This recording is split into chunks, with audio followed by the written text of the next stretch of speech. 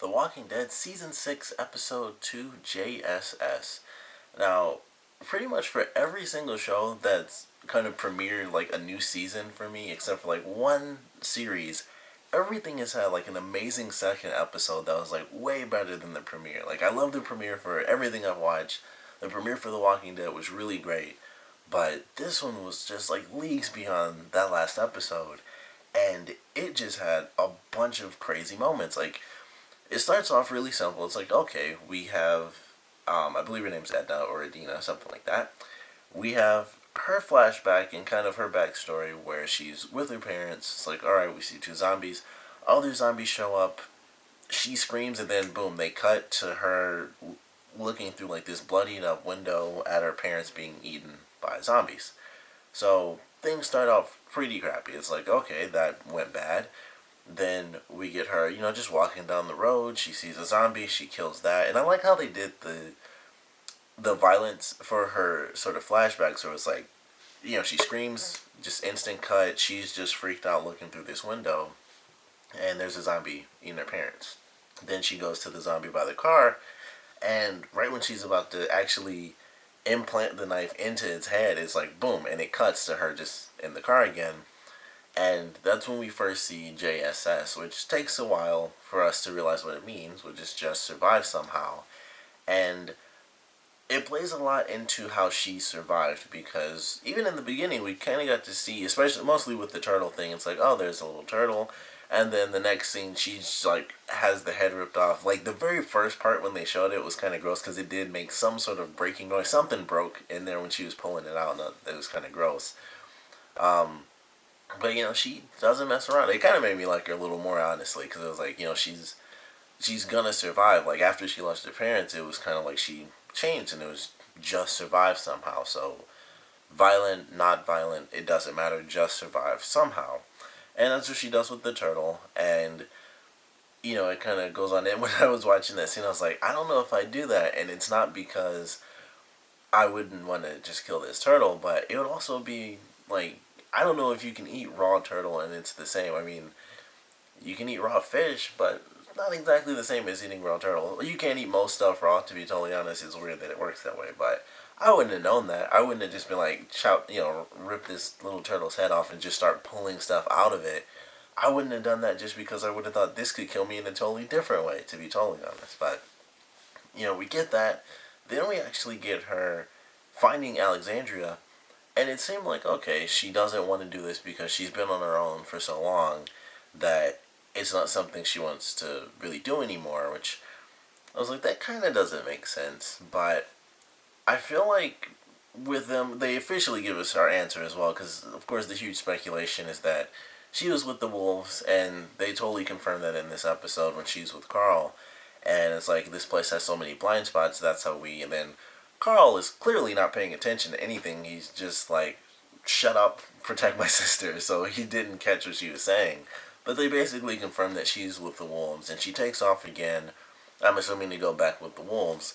But that's how she survives. And I think what they did with her flashbacks in the beginning of this episode, they actually skipped over her time with the wolves. And, she's like, contemplating like, how do I really want to do this or not, because she knows that she'd be giving away information that would really just be killing off all these innocent people, but she puts it on her hand, just survive somehow. And she just goes along with this plan that the wolves have set up for her, and that pretty much all comes to fruition in this episode when they attack.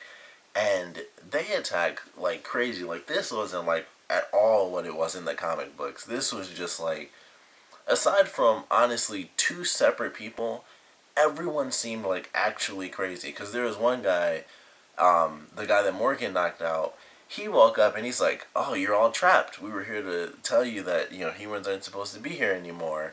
I'm like, that's freaking insane. The first person they showed that Carol was looking at, he was just like stabbing people, and then he like actually licked the blood or something like that. I was like, so these people are like actually crazy. Like, it's not just like people attacking. Like, most of I mean, they were, but honestly, it seemed like they just made a real show of force, like actual crazy people. But they aren't all that crazy, because they're obviously going in aside from just wiping out a bunch of people, they were taking things and, figuring out, like, what the heck can we just steal and then, take off. But it was a great freaking episode for a couple of characters, specifically Morgan and Carol, for sure. The highlights of this episode, because we have Morgan, who is the only one to make it back from the last episode, because they're dealing with how the heck do we keep the Horde from, getting back to Alexandria. So, excuse me. So they're off dealing with the Horde. Morgan was already on his way back anyway, and so he's the only person that comes back from the big mission, and he's still in his pacifist mode. Like, he's the pacifist, and now he deals with, like, the female version of Rick and Carol, because of course she's going around doing exactly what Rick would have done, which is kill off all the bad guys. We totally had, like, another Rick moment with the next stab thing, which I was like, oh, they did it again. So that was very interesting, and I think we already knew, like, Rick and Carol are definitely on the same plane at this point. Rick is just kind of the leader, but Carol is obviously in the same mindset. Like, we don't mess around anymore. Like, if there's a threat, if you get the chance, you make it nothing. So we got to see her being super badass.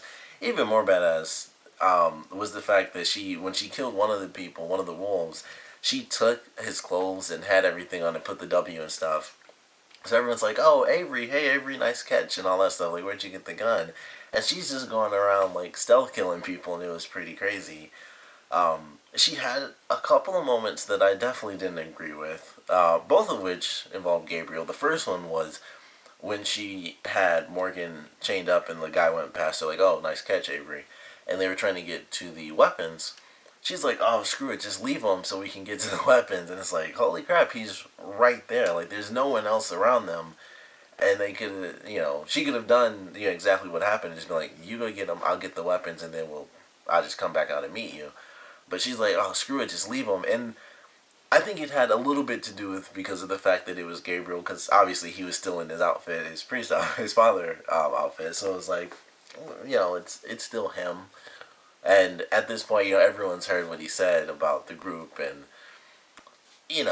just his feelings in general. So he still has a lot of hatred towards him, and he was working towards fixing that, which I did like when he talked to Carl. That was a pretty cool moment. And I love that moment for Carl as well, because it was kind of a funny moment where you have this adult character who isn't really accustomed to the world yet. And so we have Carl, who's going to be like his mentor, at least in the beginning. But, of course, all that falls apart once the madness hits. So we don't, we might get to see that in the next episode, or maybe the one after, because the next one seems like it's going to go back and focus solely on the big group that's, dealing with the Horde. But it seemed like she kind of just didn't give a crap, like, in combination with the fact that she wants to take out these wolves coming into the town.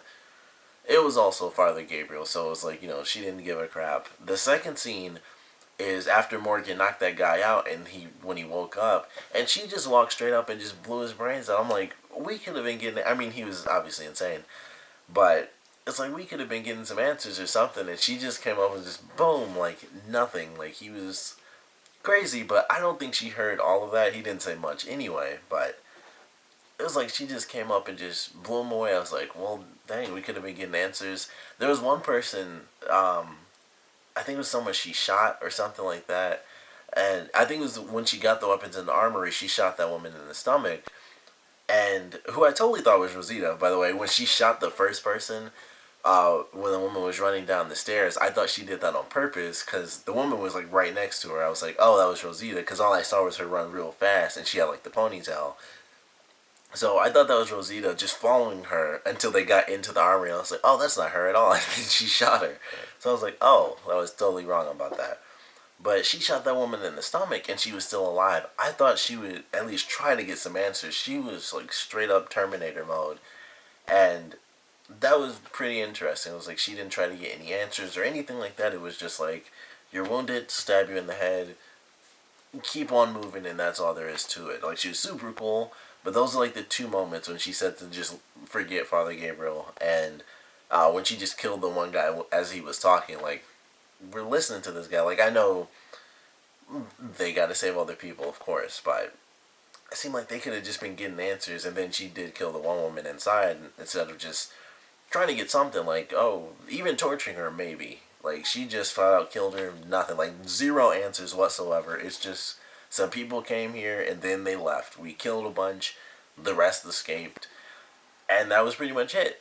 And then, no one got any answers, and I'm like, they really should have talked to some of these people. Like, whoever wasn't just flat out dead, they probably should have got some answers, which we might actually get because of the last guy that Morgan fought. I don't know 100% if he killed him. I don't think he did because he just hit him in the head really hard. He didn't like actually stab him in his head.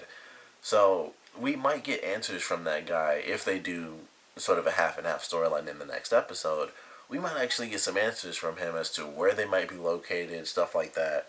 He probably wouldn't give them up just because he doesn't want his people killed either. But we might get some answers there. That was a pretty crazy scene for Morgan as well. Because the guy was like, you could have, and he meant like, you could have killed me, and you should have. And like, he instantly recognized the fact that Morgan is in like this weird space. Like, everyone's like over here, just killing each other. Just, that's all that's over here. And then it's like Morgan and the baby. Like, that's it. It's like, those are the two people not killing other people right now. It's Morgan and the baby. So, it's like easy for people to see that he doesn't want to kill them. And even for the first guy, it was like, or for the last guy that he fought, it was just like, in 2 seconds, the guy got up and was just like, you could have killed me, and you should have. And then they, have the whole fight and stuff. Unfortunately, of course, Morgan does survive. But who knows what's going to happen with that character. And then, before that, Morgan is super badass. He fights like 5 people at once, which is pretty cool. But that was my moment where I didn't agree with Morgan. I kind of hated him for that. Like, moments that Carol had where I disagreed, and then Morgan's moment I felt was way worse than both of those. Like, even though, and I guess because it's sort of a weird it's like a numbers game, to be totally honest. And with Carol, it was like, forget Gabriel, and that was really solely because he didn't give a crap about them. He wanted them like cast out and just tossed back into the insanity too. So that was really why she did that. It wasn't just like, oh, let's get to the weapons, because she was trying to help other people as well. When you really look at it though, she didn't actually save anybody except, like, she didn't even save Morgan. Like, she came in and killed the one guy, but Morgan could have easily taken him down, and that's really it. Like, she didn't actually save anybody else. Like, she obviously couldn't save the woman that was smoking, which was like the first holy crap moment of the episode, and that was probably like the best break that I've ever seen for a show, where it's just like this woman smoking and stuff, and here comes a dude with a machete and just slices her, and I'm just like, what the heck? Commercial. I was like, that was admittedly like the best first commercial break ever. I was like, that's a good little cliffhanging moment. But she didn't save her. She didn't save the other woman who got cut in the stomach, and she had to stab her like Rick had to stab the guy in the last episode. And then that was pretty much it. Everyone else were just, other wolves, and there weren't people to actually save. So she just killed them, and then that was it. But Morgan's moment at the end was like, he let 5 people go, and the one coherent person that was actually there talking to him, he picked up a gun before he left, and it's like, well, now at least one of them does have a gun, so that's a bigger threat now.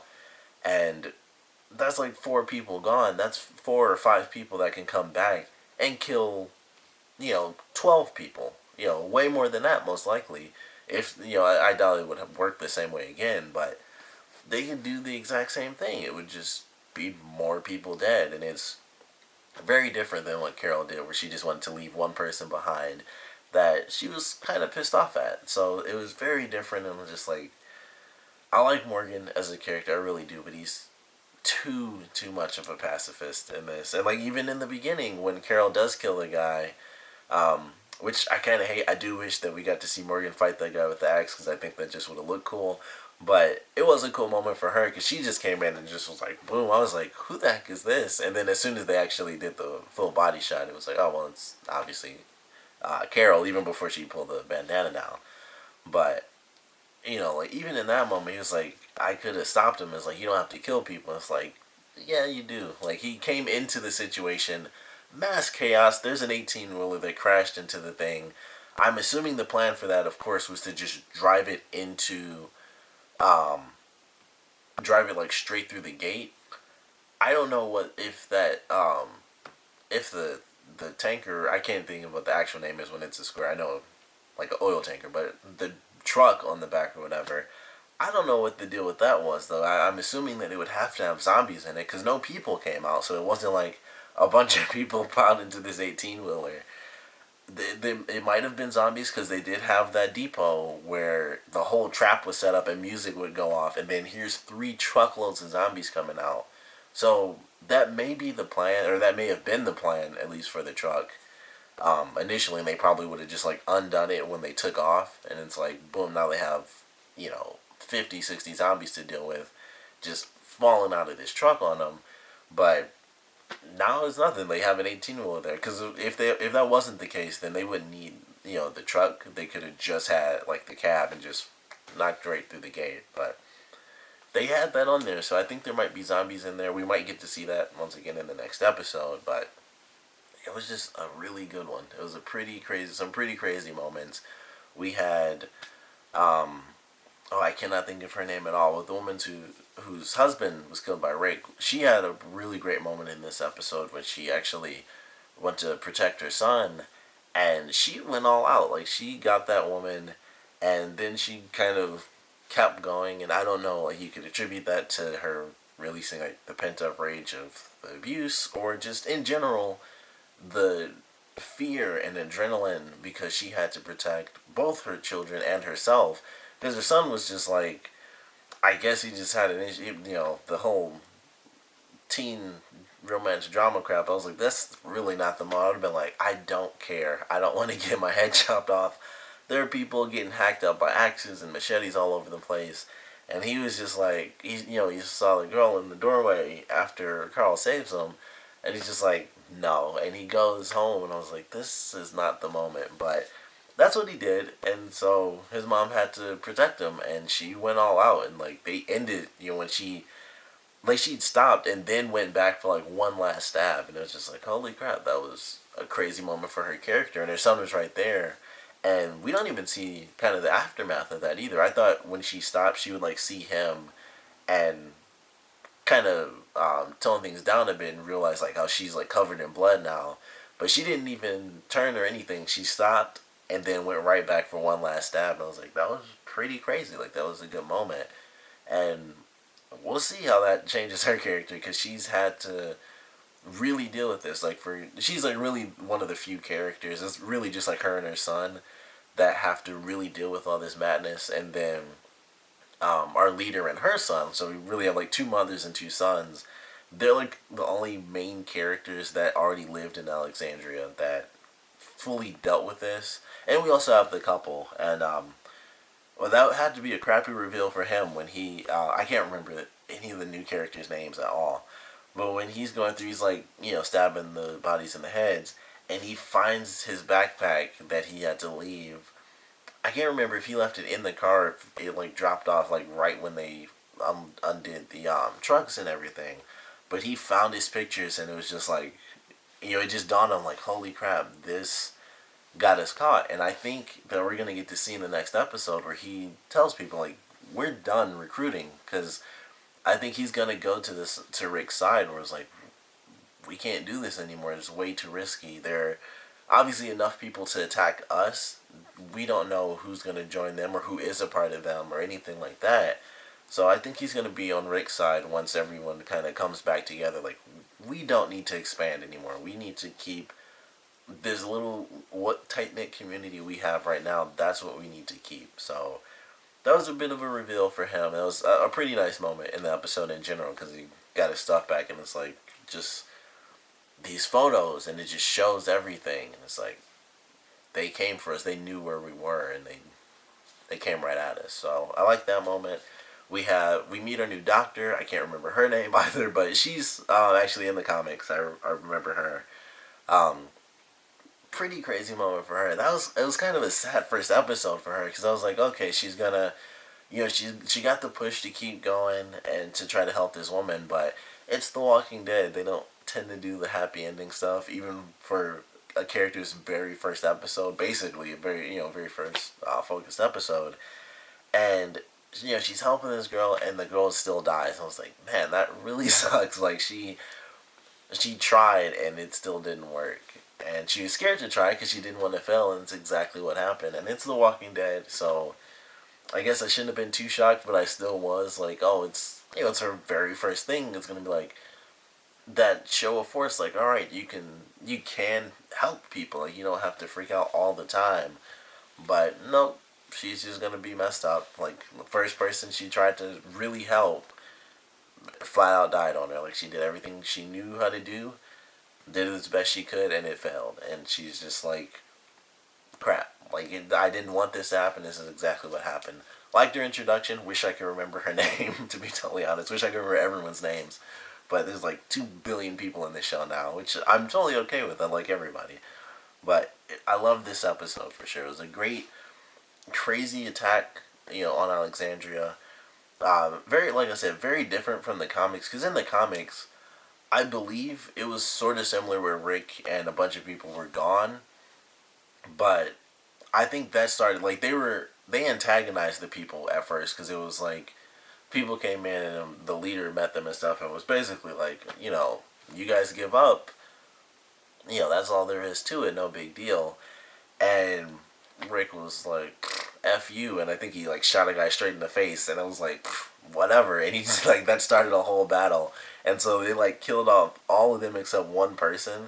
And then that started a whole crazy chain reaction in the comics. And this was just, like, found you. And Alexandria just got, attacked. So I like how they're doing it, of course. I'm looking forward to how they're going to either protect or expand or fortify Alexandria. I don't know what, if they're going to continue on with this expansion.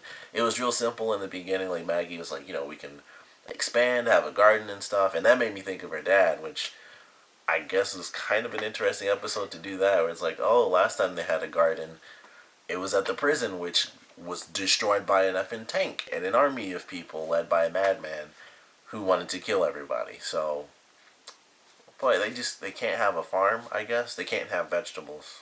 That's just the life lesson of The Walking Dead, apparently. But I love this episode. Definitely a great one.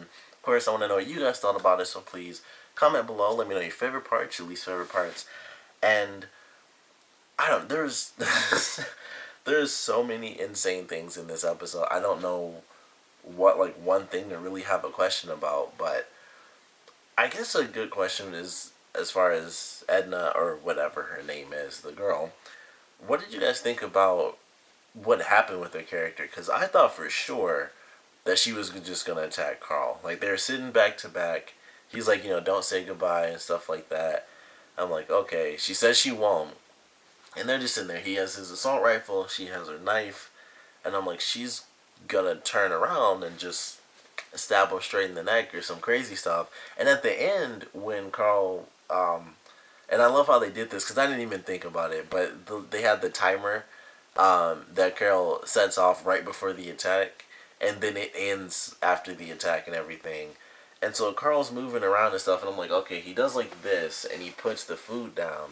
And when Carol did that early in the episode, they had it where you could see there was like a little TV, and Judith was on there, like, in her crib. I don't know why I thought this, but I was like, what if she took the baby? For some reason, that didn't make any sense whatsoever. I guess it would be no reason for her to do that. But I honestly thought for sure, I'm like, she took the baby. They're going to show him, it's going to be like, kind of like this, how the camera's on me one way, and then he'll turn, and then we'll see the thing, and it'll be an empty crib, and he'll realize, like, holy crap, she took the baby.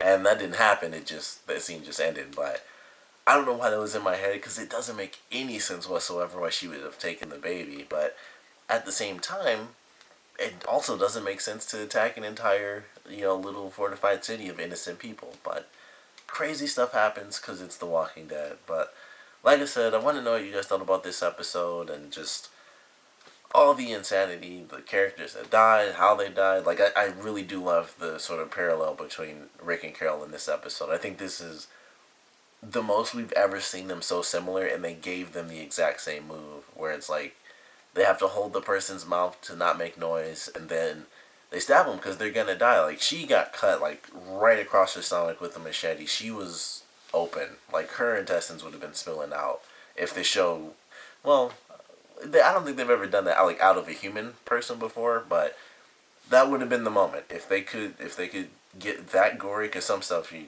even with this show you can't do, but that would have been the moment because she definitely got cut open and she was not gonna make it for sure. But love this episode. Like I said, want to know what you guys thought, so please comment below, let me know, and thanks for watching.